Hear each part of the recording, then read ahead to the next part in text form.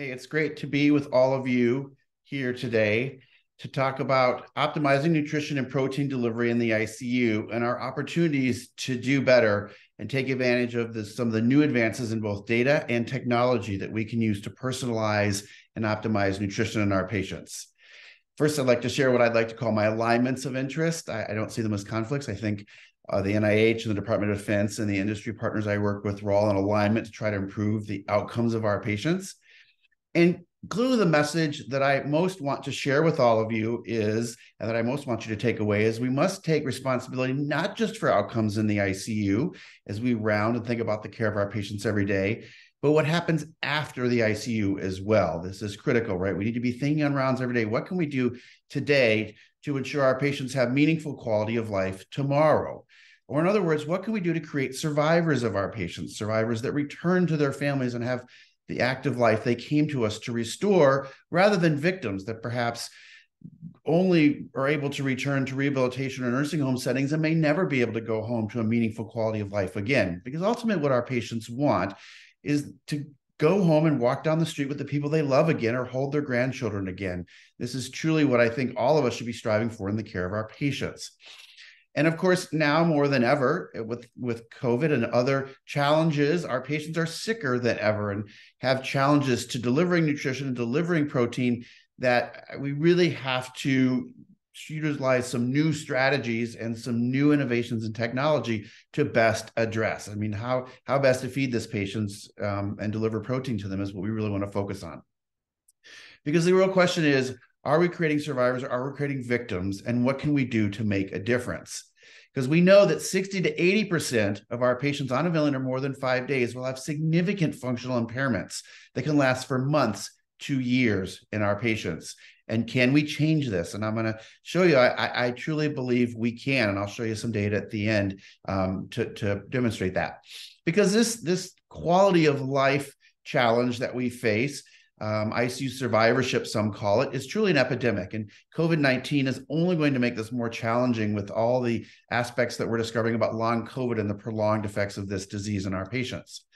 So why are we losing the quality of life war in the ICU? Well, we know that ICU and major surgery patients can lose up to 1 kilogram of lean body mass a day. Again, that's a striking number, but I'll show you some real life evidence that that is the case. That's because patients remain hypermetabolic and catabolic for months to years after their illness. We as humans are not evolved to survive critical illness and major operations and trauma. And thus, again, the body doesn't know when to turn off that catabolic signal. A burned child will remain catabolic for 2 years after they've left the hospital and their wounds are closed. So again, this even may be worse in COVID-19, as I'll show you. The hypermetabolism in that disease may be as severe as a burn. And so we need to do better for our patients. And how can we do that? Well, I think optimally, this is going to take a combination of targeted, personalized nutrition, physical therapy, of course, started early, and then perhaps some of the learnings from elite athletes and how they train for the biggest challenges they face in their athletic endeavors, which I think we can learn a lot from in helping our patients train to recover from critical illness. And so clearly, how to give nutrition. But I think one of the questions we need to ask first is, what do we actually feed our ICU patients now? How are we actually doing? And so, of course, we look to the International ICU Nutrition Survey that Darren Hyland and his team has done for many years. And this data has consistently shown, as many of you know, that we underfeed our patients about half of their needs, not for the first few days of ICU, and it might be reasonable, but for 2 weeks in the ICU, which of course is not reasonable. And of course, sadly, the US has always been the worst. So we have the most opportunity to do better for our patients. And when it comes to protein, which we know is essential to recovery, both of immune function and of muscle mass, obviously, we deliver about 1/3 to 1/2 of what our patients need for 2 weeks in the ICU. And of course, this is devastating to patient recovery, we all believe. So again, we must do better. And how can we do that? Well, I think the first thing to realize is, like much of critical care nutrition, one size does not fit all in critical care nutrition delivery. So again, one size does not fit all, and we have to truly personalize our ICU nutrition strategy, giving the right dose in the right patient at the right time, and we have to be measuring outcomes and what our patients' needs are. We wouldn't give pressors without a central line. We wouldn't give pressors without an A line, and we wouldn't deliver ventilation without blood gases. So we shouldn't be delivering nutrition without measuring our patients' needs. And as Lord Kelvin says it, if you can't measure it, you can't improve it. And I think I published an editorial on this topic. If you'd like to read more about the personalization of medicine, this whole issue of coronary opinion critical care was on personalized nutrition in the ICU. And so there's lots of good information there. So how do we put this into practice? And what have some of the changes in our guidelines recently encouraged us to do to deliver the best practice to our patients? And what can we learn from new data? So to tell you about that, I want to tell you about a patient that I took care of not so long ago, a patient with COVID, kinds of patients we've all been taking care of a lot lately. And his name was Elijah. And he was a 49-year-old male. He was a professor at a local university who presented with cough and fever for about a week. His family members were also COVID positive, and he was admitted to the hospital on 3-liter nasal cannula. But unfortunately, within a few hours of admission, he rapidly decompensated with tachypnea and hypoxia, leading to the need to be intubated. And his first blood gases showed a severe hypoxia. Ultimately, he was desynchronous as well and needed to have neuromuscular blockade started. And so ultimately, as so many of our patients with COVID were and are, he was prone as well to try to deal with hypoxia. And so you can see his vitals. His blood pressure was reasonable on a small amount of Levophed. He was stable on the vent, and he had a good mixed venous and a normal lactate at this point. And so what do our guidelines say about patients like this? And really, this is true for all ICU patients. This just happens to be the most updated guidelines we have in some ways. And again, this tells us we need to start early enteral nutrition within 24 to 36 hours. And feeding the stomach is likely the most ideal way to feed the majority of all patients, not just COVID patients. 95% of the world feeds the stomach in the ICU, with a few exceptions. There's not really a benefit to doing postprandial feeding. When you look at the randomized trials, it doesn't reduce pneumonia and other complications. So feeding the stomach is likely the best. And so what about the patient on pressors, right? There's patients on pressors. Many of our patients come in on pressors. What does the data say about optimally feeding patients? And is it safe? And is it perhaps beneficial to feed on pressors? And so I was actually asked to review this topic for critical care medicine right before the COVID pandemic started. And I was really surprised, actually. There is a whole wealth of data and some very large trials on this now. And they show that feeding on vasopressors might not only be safe, but also save lives in many patients. And it is something we should be doing. And I think this is new data to many of us, and it was to me. And I think the largest of these studies really illustrates what some of the smaller studies had shown in the past. This was a 52,000 patient study from Japan, looking at patients who were on norepinephrine or dramamine, and then they split them into two groups. Those were patients on pressors who were fed within 2 days of being admitted to the ICU on pressors, or they waited more than 2 days, so delayed enteral feeding, late enteral nutrition. And what they found was that patients that received early enteral nutrition within 48 hours had an improved survival or lower mortality in the low-dose norepinephrine group, less than 0.1 mics per kilo per minute, in the medium-dose norepinephrine group, 0.1 to 0.3 mics per kilo per minute, and there wasn't no difference in outcome in the high-dose norepinephrine group, greater than 3 mics per kilo per minute, but this group was small. But what this tells us is that early enteral nutrition within 48 hours is associated with significant reductions in mortality, even up to 0.3 mics per kilo per minute. And again, you want the patients to be resuscitated. And we really think this is due to the non-nutritional benefits of nutrition. In fact, there's some studies that show that trophic feedings actually improve outcome better than full feeds do on vasopressor receiving patients.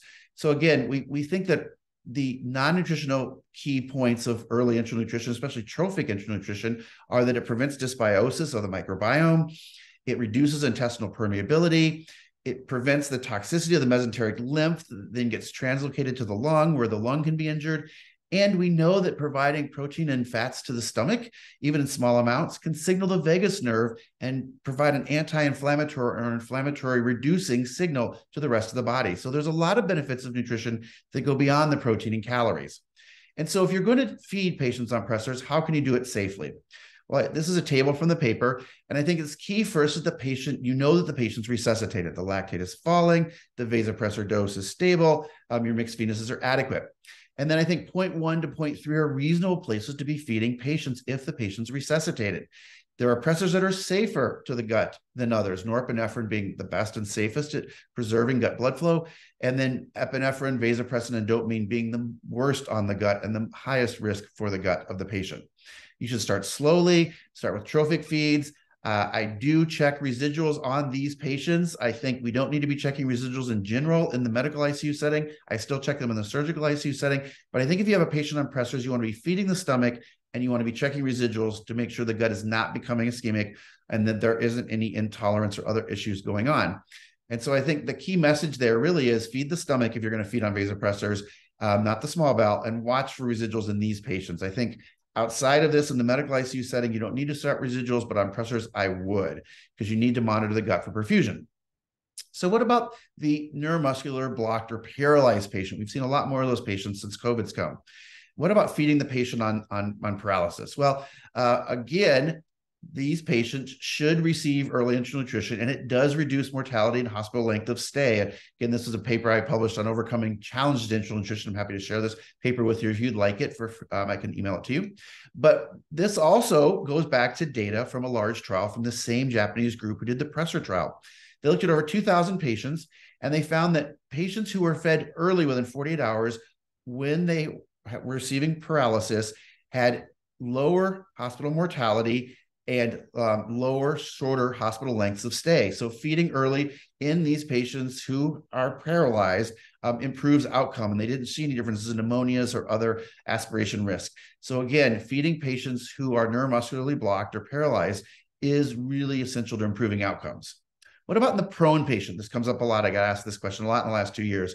Can we feed the patient enterally who's prone? And again, we can. We know there are retrospective and prospective trials that have shown this is safe, and our guidelines recommend that this can be done. We did this at Duke quite a bit. They can be challenging to feed because of the residuals and the severity of illness, but we were successful in many patients in feeding them, and you should try. Sometimes tilting the head of bed up a little bit can help prevent potential regurgitation in these patients.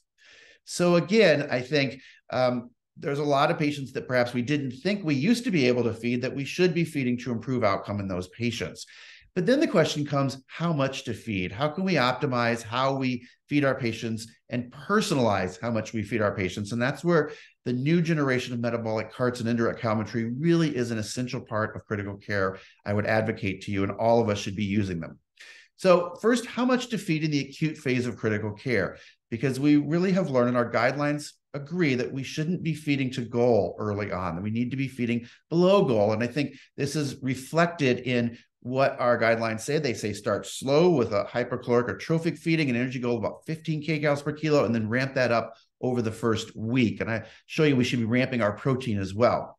Why is that? Well, that's because the body actually in a well-nourished patient is quite good at making its own non-protein calories, its own glucose. Of course, whenever we're stressed, whether we're hit by a COVID or hit by the surgeon or bitten by a tiger, our body breaks down muscle to generate glucose, to generate amino acids to run away from the tiger, run away from the surgeon, perhaps, or run away from the COVID, and also to fuel our immune response to that injury. And so in a well-nourished patient, as I said, the body can make 50 to 75% of its non-protein calories. So excess glucose, in this case, if you fed to goal, would be overfeeding, because the body is also feeding us by breakdown of muscle and mobilization of glycogen. And because this is one of the most shown graphs in any ICU lecture, this is a really excellent study by Pierre Singer that shows that in over 1,000 patients studied, if you feed 70% of metabolic cart measured feeding requirements, non-protein calorie requirements, you get the best survival in the first week to 10 days of ICU stay. So again, this really shows us this U-shaped curve where underfeeding is bad, but overfeeding is also adverse and leading to adverse outcomes. So again, this seems to be the target, but again, this depends on you measuring indirect calorie measured resting energy expenditures. So that's really essential. So what about in COVID-19? And really, I think in all of critical care, we need to be better about understanding the real energy needs in a sequential way, because I'm going to show you they change a lot from day to day, but especially in COVID-19. Well, in general, our ICU nutrition guidelines universally recommend, if available, energy expenditure should be measured by indirect calorimetry. And in fact, even in COVID, that is true as well, that we should be doing this. And I'll show you some data how we did it. And in fact, now we have two meta-analyses. This is just one of them that shows that indirect calorimetry guided feeding improves mortality, leads to a significant reduction in mortality when we use indirect calorimetry to guide feeding. And so one of the challenges, of course, has been that many of you probably are well aware of, is that we haven't had good indirect calorimeters. They've been hard to use. They take a long time to calibrate. They're often not very accurate. And so a group of us from around the world came together and said, we need to build a better metabolic cart, a better indirect calorimeter. We got a grant from ESPN, and we worked with industry to build what we hope is the answer to the challenges we've had in measuring our patients' energy needs. And we validated it in this study called the iCalic project. And this was published right before COVID started. And this is the device. And of course, I'll disclose that I do work with the company that makes this device, because we all work together to try to build this device with them. The device is highly accurate. It self-calibrates and warms up in just a few minutes, and it makes very accurate measurements in about 15 minutes. And this is even true on CRT and up to FiO2s of 70%. So it's a much more versatile device. It can measure a much wider group of patients. And so again, I think the key here is we have an RD-driven metabolic cart team that started at Duke. There's some that I know are starting in private hospitals in Chicago. So I hope that more and more RD-driven or nutrition team-driven metabolic cart services will spring up around the US to really give us accurate measurements. So what about in COVID? I think when COVID started, we had quite a few of these devices at Duke, and we quickly shifted them into understanding this new disease we're all facing. And so the first question was, how hypermetabolic or not are COVID patients in the acute phase? We've always hypothesized that now critical illness, actually, those patients are hypometabolic and need to be fed about 70% of their needs in the acute phase. What does the data actually show when you measure them? So this is an example of one of those COVID patients early on in their stay. This is a patient who's only day 2 after admission for COVID. She's intubated. She came from a long-term care center. And you can see she's only 71% of Harris Benedict predicted during this time. So she's not hypermetabolic, she's hypometabolic. So in that first week, that seems to be true. This is the patient in our case we were talking about, our 49-year-old. Again, he is also hypometabolic in that first week, 78% predicted of Harris Benedict. What about in the recovery phase as we move into the second week, move beyond day 5 to 7? Well, things change dramatically. This is that same 49-year-old patient, and now you can see he's quite hypermetabolic, 165% of predicted, 35 kcals per kilo. We needed to significantly adjust his feeding up about 1,000 calories after that first week. On day 15, this went even higher. Now he's 200% of predicted. This is starting to look like the burn patients that I used to care for. This is a very hypermetabolic patient who just a week ago was hypometabolic. So they changed dramatically, these patients. He improved some on day 18, and his needs dropped. But then you can see that a few days later on day 23, when we measured him again, he was quite hypermetabolic again. So you can see that there's a lot of variation in patients' needs that equations could never predict. And you can see his RQ is quite low in this case. That's because we were having trouble delivering enteral feeds to him, and he was not tolerating his enteral feeds. And so we needed to start PN on this patient early.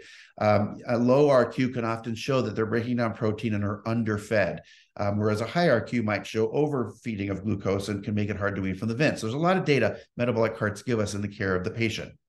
This is Krista Haynes. She's one of our nutrition team intensive care physicians. She's a trauma surgeon here at Duke, and she graphed these epics that shows that this is the variability in metabolic needs or energy needs that patients have in 3-day intervals. No equation, of course, could predict this. So 2 of our research dietitians at Duke, Hillary and Laura, put together this data on about 38 intubated patients with measurements out to week 7 with COVID and compared them to the common equations we use. And this is now available online in Clinical Nutrition ESPN. And all of you can access this for free if you'd like, or I can send it to you. You can see that these were typical COVID patients with long lengths of stay, reasonably high mortality, and about half of them were obese, which was very common in our ICU. And as you can see, there was a significant increase in the metabolic needs of the patients as a whole, if you looked at all 38 patients together from week 1 out to week 7. And this hypermetabolism persisted all the way out to week 7. So there wasn't really this flow phase where they return, the ebb and flow that we used to think where they go up and come down. We haven't really seen in COVID if they remain sick. And if we compare what we measured with the metabolic cart to the commonly used equations all of you probably are used to using, you can see that the equations don't perform very well. And in fact, some perform exceedingly poorly, like Harris, Benedict, and MSJ. You can see even the Aspen equations either overpredict or underpredict the needs depending on where the patient is in their care. And even Penn State significantly underpredicted needs later in stay. The interesting thing was we noticed there was a difference between obese and non-obese patients. The non-obese patients seemed to get more hypermetabolic over the first 3 weeks of ICU stay, where the obese patients did not. And we saw this pretty consistently. And so we have a trial going on. Aspen gave a grant to one of our dietitians, and to Krista, that person you saw before, to look at obese versus non-obese patients. The trial is called Leap On, and we should have data soon. But you can see the caloric needs per kilo per day remained quite similar in the obese patients, but they became more and more hypermetabolic in the non-obese patients. And so there were differences we'd like to explore more. So in conclusion, COVID in particular shows a really hypermetabolic response that we've not seen before, except for really in burns. And this seems to perhaps be different in the obese versus the non-obese patient. And so indirect optometry is really essential. And I really encourage all of you to try to find a way to get one into your hospital and to start a team yourself. If you don't have it, the Penn State seems to be the best, but it really underpredicts later in stay. And so even then it has inaccuracies. So again, we've always hypothesized in the green dots there what we thought caloric need was. When we actually measure it, we realized we weren't actually very accurate, and we really need metabolic cart to help us, and then there, of course, may be differences in the obese patient. If you want to read more about this new indirect calorimeter and some of the benefits, these are some of the recent papers that I've published on this with various people from around the world and some at Duke, and I'm happy to share these with you if you're interested in it. And we've created a pathway that we think can help people think about how best to use indirect calorimetry and deliver protein and calories to target throughout the stay in the ICU and even after ICU discharge and hospital discharge. And so we hope this pathway helps people think in a more personalized fashion about how best to care for our patients. So again, of course, nutrition needs to be the complete package, and energy delivery is only part of it. Protein is essential as well. And so protein delivery may be one of the most important parts of what we deliver our patients, we all know. And you can't build a house without bricks, and you can't recover muscle or fuel your immune system without protein. And so what are protein requirements in ICU patients? Well, compared to the resting metabolic rate or the non-protein calorie requirements, which may go up 1.8-fold max at day 20 in a COVID or a burn patient, the needs for protein and the protein losses go up about 4-fold on the first day. And so our needs for protein and for protein delivery really become quite acute within the first few days. And I'm going to tell you need to ramp the protein too, but in the first week of ICU stay, we have more protein needs. And again, I think it's critical to understand the concept of anabolic resistance in this field as well. As we care for older and older patients, we know that as the body ages, it takes more grams of protein to make the same amount of muscle as it did when we were young. And that's the concept of anabolic resistance. Now, not everyone who ages loses muscle. This gentleman does pretty well at age 70 for his muscle mass, and he does more than just eat right to look like this, of course. But we can learn a lot from athletes. And I think as patients begin to take oral nutrition, taking in protein at night before they go to bed, or branched chain amino acids, or leucine at night, we know has a significant benefit in improving muscle mass in patients, especially elderly patients. And then exercise is critical, and rehab is critical as well. Because the reality is, in critical illness, right, the anabolic resistance is even more severe. This is a really excellent paper if you're looking for one. And it's going to take other interventions, things like perhaps oxandrolone, an anabolic agent, which we use routinely in the burn unit. And I have begun to use testosterone in my ICU patients as well, or anticatabolics like propranolol may be essential as well. But what we do know is that if you can get an additional 30 grams per day of protein in, you're going to improve outcome. And this is from Alberta's large multi-thousand patient study looking at protein delivery and its impact on outcome. And of course, the other data is from that same Singer study that had the U-shaped curve for calories. The protein curve is very different. It's a straight line down with reduced mortality continuing to go down as you deliver more protein.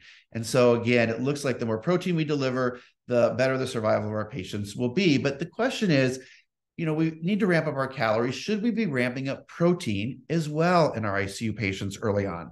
And I think there's some great data from Arthur Van Zanten's group, who did a retrospective trial, about 450 patients, that looked at the effect of protein delivery on each day of ICU and its effect on mortality. And what they found was in the first 3 days of ICU admission, a lower protein delivery of 0.8 grams per kilo seemed to be optimal for survival. But then that curve reversed. And after day 3, a higher protein delivery, 1.2 grams per kilo per day, led to better outcomes and better survival. So this would imply that perhaps early protein delivery needs to be closer to 0.8 and then ramped up to 1.2 or above after day 3. To look at a curve that perhaps shows this better, this is the patient's mortality or survival who received a low protein delivery throughout their ICU stay. Of course, they had the highest mortality. These are patients that had a higher protein delivery throughout their ICU stay. They did better, but the patients who did the best were the patients who got lower doses of protein for day 1 to 3, and then a higher dose of protein after day 3. And I think this really is a great signal for us that we need to be ramping up protein as well. And so I think as we look at our curves, we need to be considering a ramp of our protein delivery in the first 3 days. So can delivering more protein and calories create more survivors or better function for our patients, better qualities of life? So can we use better protein delivery and calorie delivery to improve quality of life and improve muscle mass for our patients? Well, we have some data from the Redox trial that begins to answer this question. We looked at the longest staying patients, the patients on ventilators more than 8 days from the Redox trial. We looked at 475, and we found that delivering 80% or more of calories and protein improved survival in the patients when this was delivered over the first 8 days. And we had quality of life scores on these patients at 3 and 6 months. And every 25% increase in nutrition delivery over that first week improved quality of life significantly months later. And these were quite meaningful improvements in quality of life. So how you feed in the first week of ICU can change patients' quality of life months and maybe years later. So let's go back to our patient. Now, as I mentioned, he was very difficult to feed. He kept getting stuck on trophic tube feeds, which I think were good, but this was turning into days and days of poor enteral nutrition. And he got stopped. His feeds were stopped numerous times for high gastric residuals, and he was really not getting his protein and calorie goals met, as is so often the case. So in patients like this, when we know enteral nutrition is often not at goal, what can we do? Well, of course, we know achieving goal nutrition is tough in the ICU, and especially in the COVID patient, because we know COVID infects the gut, and there's ACE2 receptors in the gut. And so we really need to be looking at what is the impact of what we perceive to be probably poor feeding in COVID patients around the country and around the world on outcome. Is it just as challenging to outcome when patients are fed poorly? And so we have some new COVID-19 specific data I want to share with you. It was just published to look at this question in COVID patients in the ICU. So we used the Premier database here at Duke, and we were able to get a sample from 75 hospitals and about 265,000 patients who had COVID. And of that group, we found about 850 who were on mechanical ventilation. So this is in hospitals across the US. And we looked at the impact on outcome of getting nutrition, early enteral nutrition, just started within 3 days of mechanical ventilation, or patients who weren't fed for more than 3 days after they were admitted to the ICU and put on mechanical ventilation. And what we found was about 40% of patients in the ICU in the US right now are not being fed any enteral nutrition for 3 days. So we are really dramatically failing to feed COVID patients. And in fact, the mean time, the average time to start enteral nutrition in this group that wasn't fed for 3 days was 10 days. And this included TPN. We looked at that. These patients on average weren't fed anything, TPN or EN, for 10 days. This is really problematic, right? These are really severe starvation patients, and many, many patients being starved in COVID-19. We need to do better. What we did find was if you were fed within 3 days, you had less mechanical ventilation days, and this is controlling for acute illness and other things. You had shorter lengths of ICU stay, you had shorter lengths of hospital stay. So early enteral nutrition definitely improves outcomes in COVID. And in fact, there was no difference in mortality, but there was a significant reduction in hospital costs. And this was just published in Critical Care Explorations. I'm happy to share that paper or reference with you as well. So again, we need to be starting nutrition sooner, and that probably is going to need to include parenteral nutrition because we're so challenged to feed enteral nutrition. And that is part of our guidelines. The recommendations are to start PN earlier in COVID patients. And I will tell you now that asthma guidelines in general are going that direction, and we'll talk about that. So does parenteral nutrition lead to increased risk of infection in the ICU patient? Well, we know it does not. We know that in 2022, there's no association of TPN with infection risk in ICU patients. And this is in multiple studies in large journals, Lancet, New England Journal, and JAMA, thousands of patients studied. And we can show it's just as safe to put TPN through a central line as it is saline through a central line. So you should not worry about starting TPN early when you need to. It has no association with infection risk any longer. Why is that? It's a little different than many people were taught. It's no longer hyperalimentation. We don't overfeed patients like we used to. We actually control hyperglycemia. Most of the trials that showed infection risk with TPN were back when glucoses were allowed to go much above 300. When I was a resident, we didn't treat glucoses until they were above 300. So it's no wonder TPN had challenges there, but we don't do that anymore, obviously. We have better protein delivery. We have central line checklists. And in fact, of course, we have better lipids. And of course, finally, we have new IV lipids in the US. I hope all of you in your hospitals are using a new IV lipid formulation that spares soy lipid, either a fish oil or olive oil-based lipid. And I will show you this really matters to outcome. And I think we have been frustrated throughout the US, those of us that spend a lot of time on nutrition and nutrition research, that only there's 60% of centers, when we did our survey about a year ago, that are not using a new lipid. So 60% of US centers are still using just intralipid in their PN and not using one of the new lipids. And I think that's a big concern. We worked really hard to get these lipids here in the United States. We really wish every patient in the US was getting them. There's really no place for interlipid anymore in TPN. And so we thought we needed more data for this. And so we at Duke did a study looking at what happened when we switched. We did a switch back in May of 2017 from intralipid to soflipid, sort of in all of our patients. And we looked at what happened to outcomes before and after. We just published this just a few months ago. So again, on a certain day in May in 2017, we made a complete switch, and we looked at 1 year pre-switch to SMOF when everyone was on intralipid, and 2 years of data after the switch to SMOF. We had about 1,200 patients, and we looked at ICU and all comers separately. And what we found was that soflipid significantly reduces ICU and hospital length of stay in ICU patients. It also reduced length of stay in all-comer hospitalized patients, I will tell you, in the adjusted analysis. So in any patient in the hospital, we found that use of a soflipid in this case, but an alternative lipid, oil lipid, reduced length of stay and ICU length of stay in all comers and in ICU patients. And it also reduced urinary tract infections. So it reduced infection rate as well. And so again, this led to about a 5-day reduction in length of stay. You could see a 30-day readmission rate was almost statistically reduced as well, but 5-day reduction in hospital length of stay with SMOF. And we also saw reductions in length of stay in all comers as well. So I wouldn't go limiting this to your ICU patients. All patients benefit from this. So again, in all patients that we switched to SMOF, which is the lipid that we started in 2017, it reduced hospital length of stay about 1.9 days. And in the ICU, it reduced hospital length of stay even bigger, about 5 days, and it reduced ICU length of stay as well, urinary tract infections, and it reduced the total rise in bilirubin. So it seemed to prevent cholestasis. So again, the switch to soflipid, which I hope all of you will do, or to another lipid, the olive oil or the fish oil lipids that are available, I think all will improve outcomes for your patients. Really, really were key. And I think this is an important change that our hospitals need to be making.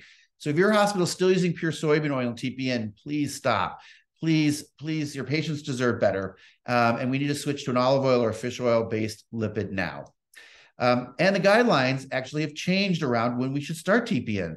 And so this is a big change for the ASPEN guidelines, and they've come to show the same data I just showed you, that there's no difference in outcomes between early EN and early PN, no difference in risk, no difference in outcomes, and they can be used interchangeably. So either is acceptable to start early. So if you can't feed enterally, you should start PN early. And so similar energies delivered, similar risks are occurred. And this is a big change in recommendations from the ASPEN guidelines from the past. So these two can be used interchangeably.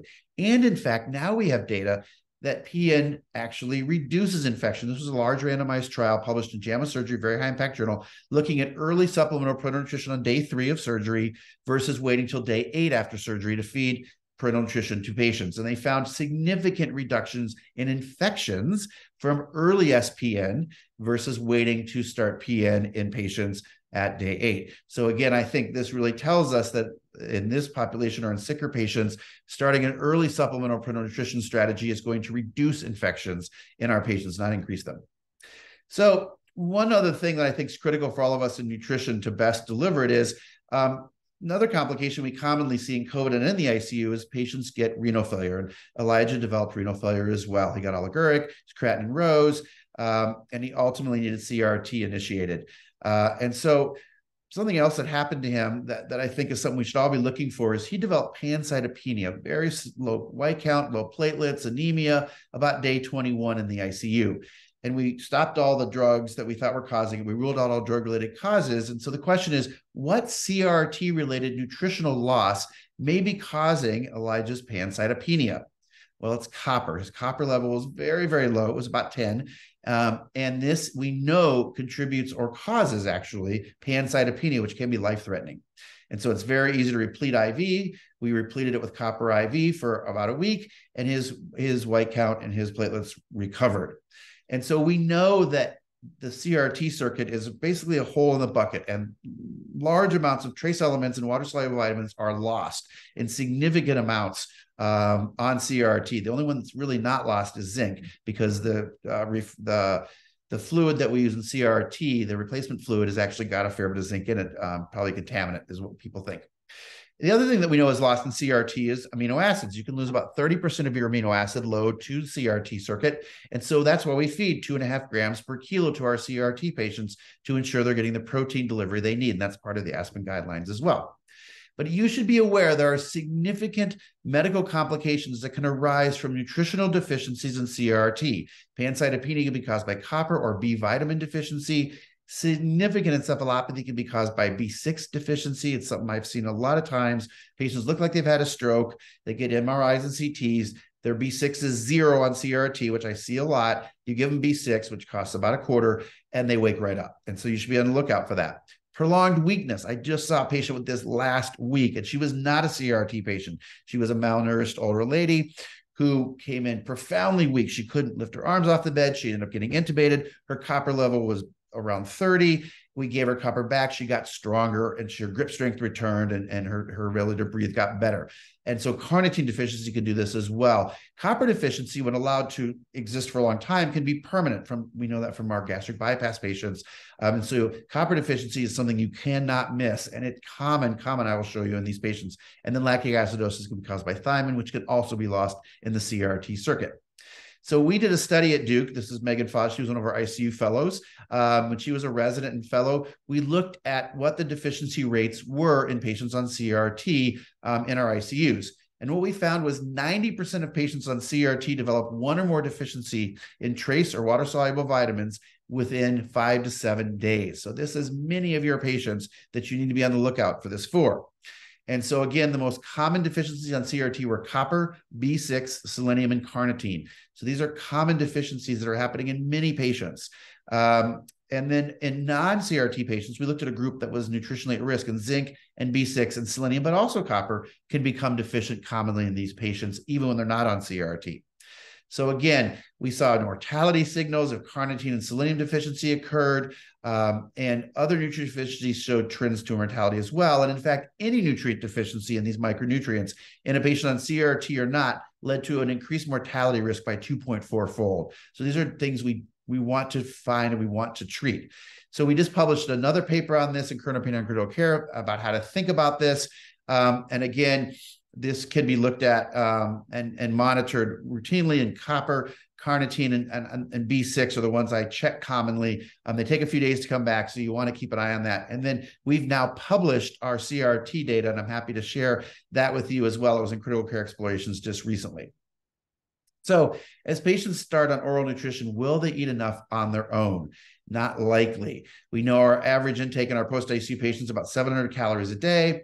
And so oral nutrition supplements are the only way to deliver the post-ICU nutrition needs of our patients. As you can see, ONS, we know, and meta-analysis reduces hospital mortality in hospitalized patients, reduces complications quite dramatically in meta-analysis.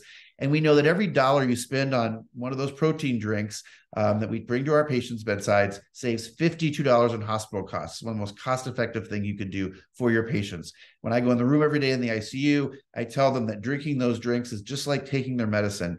And they don't always like the way they taste, but they don't always like the way medicine tastes either. And this is critical to their recovery. And in fact, we choose to use a H&B containing oral nutrition supplement because there's a large randomized trial of this particular ONS, 78 centers, 600 patients, shows a reduction in mortality when given 90 days post-hospital of about 50% reduction in mortality. So this is a really dramatic effect. And in fact, we saw reductions in mortality from this H&B containing oral nutrition supplement at 30, 60, and 90 days. And for every 20 patients we gave this supplement to in the hospital and after the hospital, we saved a life. So there aren't many things you could do that actually could say that. And this is a very safe and inexpensive way we can really improve survival and function. There was better physical function in these patients as well.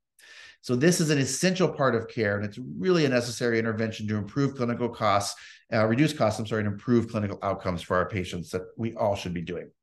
So, of course, exercise and rehabilitation is critical to this as well. It's a different topic for a different day, but again, I think all aspects of recovery need to be met, and that includes physical therapy. And we have some neat trials going on using structured home physical therapy routines in COVID and other diseases. Anabolic agents, I think, can be very important for many of our patients, oxyandrolone and testosterone. And then, of course, adequate protein and nutrition delivery, all are necessary to ensure the best recovery for our patients. These are some of the recent papers we've published on that. I encourage all of you, if you'd like these, I'm happy to send them to you, and they cover everything from the best nutrition strategies throughout ICU stay to exercise approaches with nutrition, and then the anabolic agents as well. So some of you may ask, why do I care so much about nutrition as an anesthesiologist and critical care physician? I mean, it's not something that many of us who practice critical care think a lot about, but I think it's something that I hope you are passionate about, because it's clearly something I'm passionate about, and here's some reasons why. First reason, perhaps all of us should be passionate about it, is we all will average 1.7 ICU admissions over our lifetime. So if you someday, this will be you or someone you care about. And for better or for worse, I've used up some of your ICU admissions because this has often been me throughout my life. And this is why I'm so passionate about nutrition. This is me when I was 15. I developed ulcerative colitis as a child, was in the hospital for almost a year. TPN and other nutrition interventions saved my life. I was on TPN for the better part of a year and have been throughout my life. Ultimately, that year, my colon perforated, and I ended up with peritonitis and had to have an urgent surgery to remove my colon. And unfortunately, as we know, when you have peritonitis and have multiple surgeries, this leads to bowel obstructions later in life and adhesions. And so throughout my life, as some of you know, I've had 27 abdominal surgeries now, leaving me with about 130, 140 centimeters of total bowel remaining. And so nutrition has always been a very critical part of my life. An example of this in 2014, I was probably in the best shape of my life. This is me with my son visiting my grandfather. And then I ate some quinoa. Don't ever eat quinoa if you've had multiple surgeries. I got a bowel obstruction and ended up in my own emergency room at the university I work at, in the hospital I work in, with my own previous residents caring for me. They were now attendings. Had emergent small bowel obstruction, a lactate of 10. I was critically ill, going to the operating room. Spent 8 hours in the operating room and ended up in my own ICU for fear of bowel ischemia. Was hospitalized for 23 days on parenteral nutrition in 2014. And I wrote my own TP, and I was the head of the nutrition service there.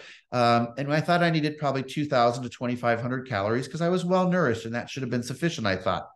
But unfortunately, it wasn't sufficient. I went from looking like this to looking like this in just 17 days. I lost 20 kilos in 17 days on what I thought was an adequate TPN prescription. And I wasn't able to walk down the hospital hallways within about a week of this without being short of breath. And even 5-6 months later, I couldn't pick up my own youngest son at Christmas because I was still too weak. My muscle strength had not recovered months later. And I want you to remember that number. It's going to be important in a minute. So my ICU recovery and rehabilitation are an everyday part of my life. And so what is ICU recovery, or what did it used to look like for me? What did it look like for me in 2014? Well, it took me 2 years of 4,000 to 5,000 calories a day and 2 grams per kilo per per kilo per day of protein to recover the weight, the muscle mass, and the strength that I had before surgery that year. I like to show these pictures of me with my ostomy. I've had an ostomy since I was a child, and many of the patients I care for think their lives are over after they've had an ostomy. And I always say that there was nothing you could do before that you can't do with an ostomy. I was surfing shortly before this picture was taken in Hawaii. And I always hope that gives my patients some hope they can live a very full life with an ostomy. And of course, exercise is critical as well. And I'm passionate about this.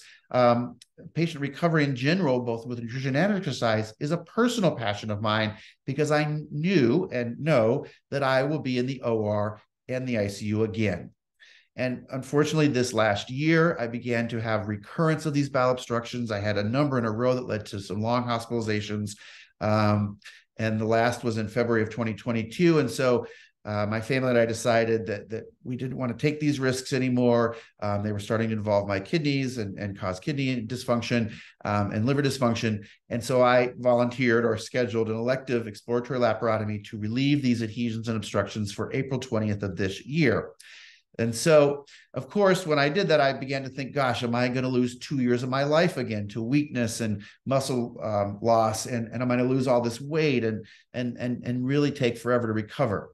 Well, we've come a long way in ICU nutrition the last few years, and we have a lot better tools and techniques to deal with it.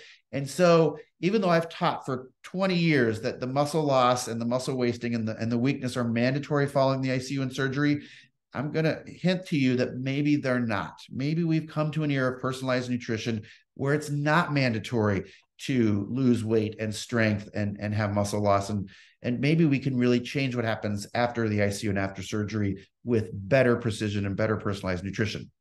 So I went to the OR on April 20th and had a 13-hour operation in which they took 20 more centimeters of bowel and did a cholecystectomy. Ended up admitted to my own surgical ICU where I work every day here at Duke. This is actually me right after surgery. And ultimately, of course, rehab has to start within 12 hours of surgery. So I was out of bed the next morning. This is me walking with my A-line and all my tubes. And I think that's a really critical thing for all of our patients. And in fact, we started TPN within 48 hours because we expected I might have an ileus, and we knew that orally I wouldn't be able to probably keep up with the caloric needs that I had. Unfortunately, 3 days later, I was awoken sort of suddenly in the middle of the night with a fever and stool pouring from my incision. It was tragic. I was devastated. I had developed a leak and had to be rushed back to the OR. And in fact, I had 2 emergent surgeries in about 3 days for bowel perforation and just florid leak, stool out of my abdomen. And then was told that I had developed a GI fistula, which was the complication I feared the most. Ended up intubated for a period of time in my own ICU where I work, which was a unique experience. But ultimately, as I said, was diagnosed with a persistent GI fistula and was told, you're not going to eat for about 2 or 3 months. You're going to be on TPN. And you're going to have this fistula drain in, and our hope is perhaps it will close or you'll need more surgery. So now I'm fearing, gosh, this is the sickest I've ever been in my life. I'm guaranteed to lose significant amounts of weight and muscle. I'm going to get ICU card weakness. This is going to be a devastating recovery. Well, maybe not. Maybe we can do better. Maybe with personalized nutrition and some of the new learnings that we have, we can prevent ICU acquired weakness and the surgical weight loss and all the other things patients have always gone through.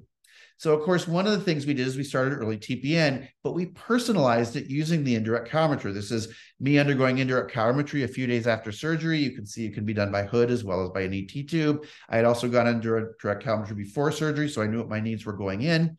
And of course, I learned quickly that my resting energy expenditure is about 3,000 calories a day. So me getting fed 2,000 or 2,500 calories like in my other hospitalizations was not enough. It's no wonder I lost so much weight. And in fact, as I started rehab, we had to use an activity factor. So I needed TPN with 4,000 calories a day, not something most people would write. But that's what we did. So my pharmacy and dietitian team, my RD that was caring for me, 4,000 calories a day. This is me with my TPN, 2 grams per kilo per day. This is me walking around the ICU. And then we continued the testosterone I'd been on for many years. I don't reabsorb cholesterol, so my testosterone levels are always low because I don't have an ileum or a colon. So I was discharged home on TPN, didn't have anything by mouth for about 3 months, was on home TPN for about 2 months. It was quite a new experience. I'd never been on home TPN before. This is my dog helping coach me. I realized there's really not much you can't do with home TPN. You can lead a very full life. And in fact, you can see here, you can in fact be quite active with TPN and a fistula drain and an open incision. This is me on the Peloton at home. You can see here that you can exercise. You're about to hear my wife in a moment.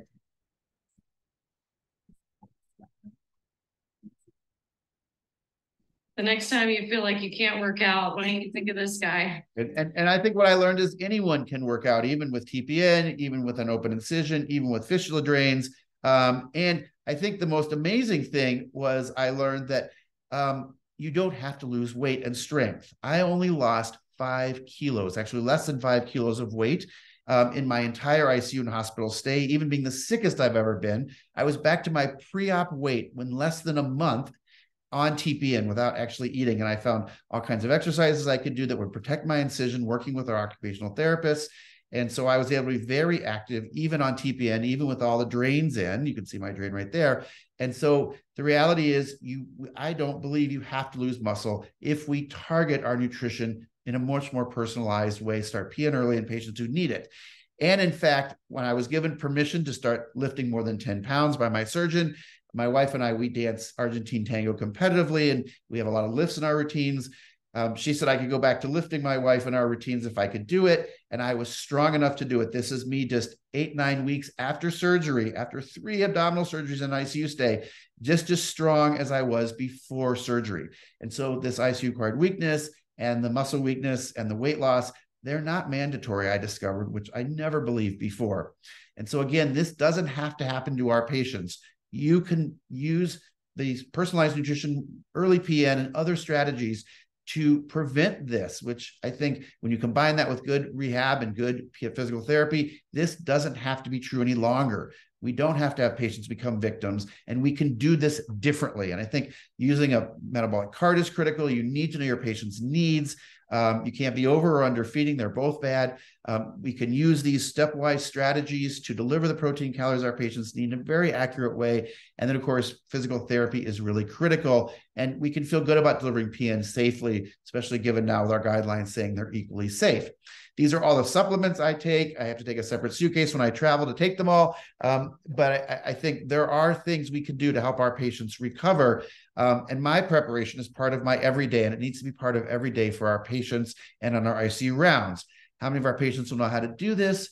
Well, the key is who's going to teach them to do this, right? And that person is you. You're the passionate nutrition folks in this country, in your hospitals. You're the ones who now have this data, know what to do, and can make it happen for our patients.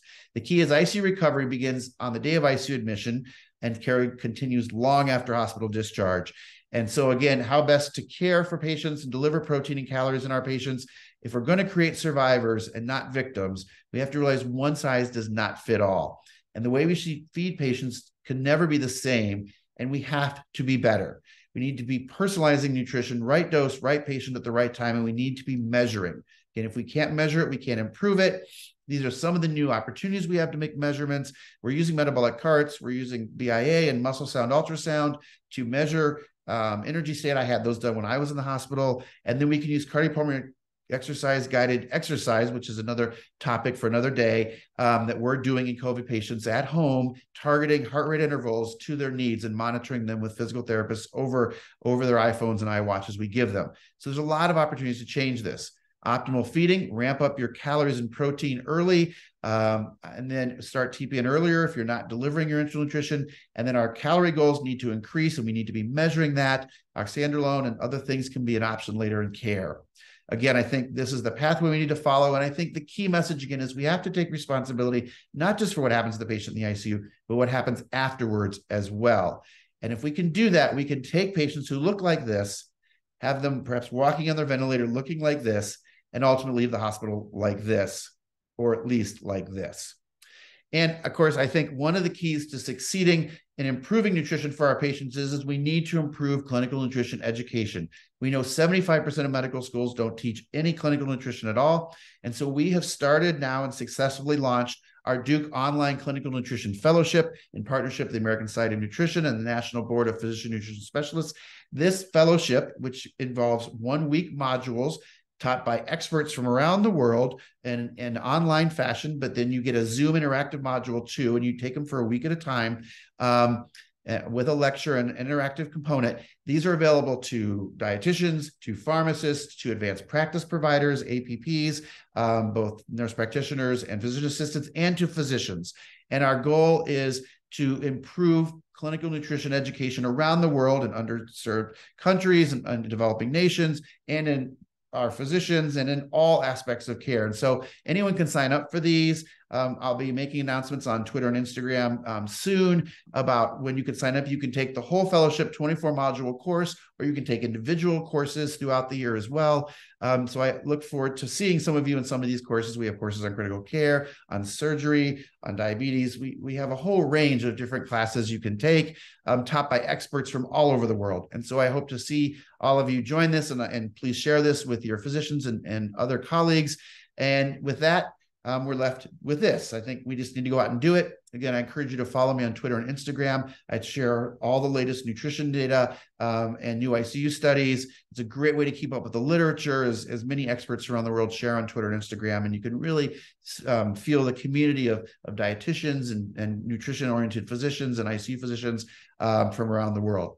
And with that, this is my email. I'm happy to share papers or answer questions, and I look forward to your questions today. Thanks very much for your attention.